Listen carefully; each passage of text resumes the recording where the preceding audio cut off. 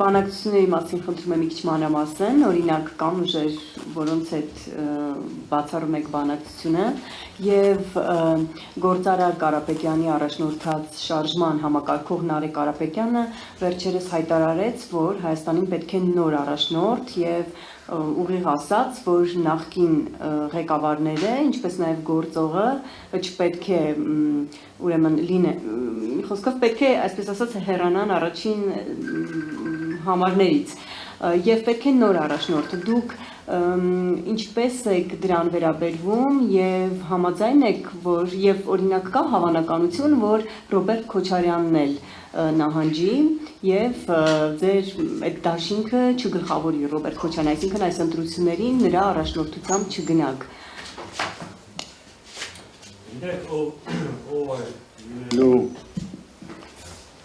Եվ ով է արժանի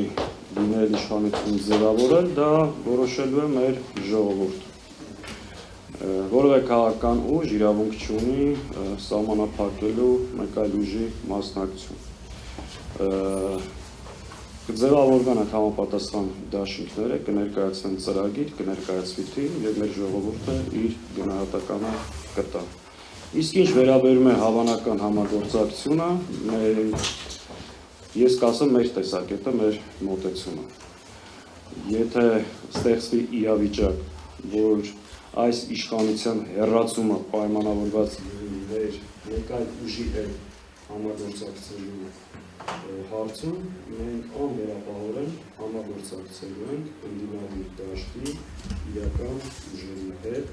այս իշխանության վերարտադրությունը կանխելու համար։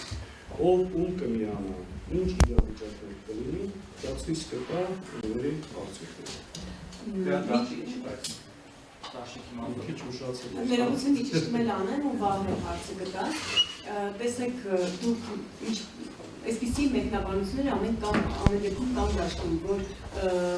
Նիկոլ Փաշինյանը սնվում է նախկին նախագահների, մասնավորապես Սերժ Սարգսյանի, Ռոբերտ Քոչարյանի դաշտում լինելու հանգամանքով։ Եթե նրանք մտնում են ընտրապայքարի մեջ, այդ դեպքում Նիկոլ Փաշինյանի շանսերը մեծանում են։ Օրինակ, երբ որ նորաստեղծա ուժի ներկայացուցիչը հայտարարում է չպետք է լինեն նախկիները, հավանաբար նաև դա նկատի ուներ։ Հիմա դուք օրինակ կարծում եք, որ Ռոբերտ Քոչարյանը, Սերժ Սարգսյանը, եթե լինում է նախկիներից, որ մեկը լինում է ընտրապայքարի մեջ, դա Նիկոլ Փաշինյանի շանսերը ավելի մեծացնում է։ Դուք այս հարցի մասին ինչ եք մտածում? Ոչ, դա նիկոլական խոսույթ է։ Այդ խոսույթն է նպաստում Նիկոլի վերարտադրությանը։ Մենք կարծում ենք, որ պետք է ընտրություններին ձևավորել մասնակցել մի քանի փոքր դաշինքները, մարդկանց ներկայացնել այլ ընտրանքներ, հնարավորություններ, ծրագրեր եւ Հայաստանի Հանրապետության քաղաքացին թող ընդդիմության միջից ընտրի, որ թիմն է, որ ծրագիրն է, որ կարող է երկիրը այս իրավիճակից դուրս բերել։ Հայաստան դաշինքը նախորդ ընտրություններին ստացել է շուրջ 280,000 քվե։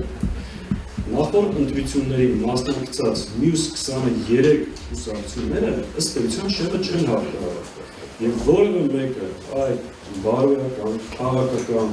իրավունքը չունի այդ պահանջով հանդես գալ։ Մենք երբեք որևէ մեկին չենք ասում մի մասնակցել ընտրություններին, ընդհակառակը շատ անկեղծ հայտարարում, որ շահագրգռված են, հետաքրքրված են, նաև նոր ձևավորվող ուժերը կարողանան ազդեցիկ ներկայություն ունենալ խորհրդարանում եւ որքան նման ուժերը եւ բլոկները շատ լինեն, այնքան այսօրվա իշխանության հեռացման միջավայրը ավելի բարենպաստ կլինի։ Հետևաբար ցանկացած ուժ պետք է պայքարի հատկապես ընդդիմադիր դաշտի ուժերը ոչ թե միմյանց դեմ, միմյանց թիրախավորելով կամ մեկ թիրախավորող իշխանությունը,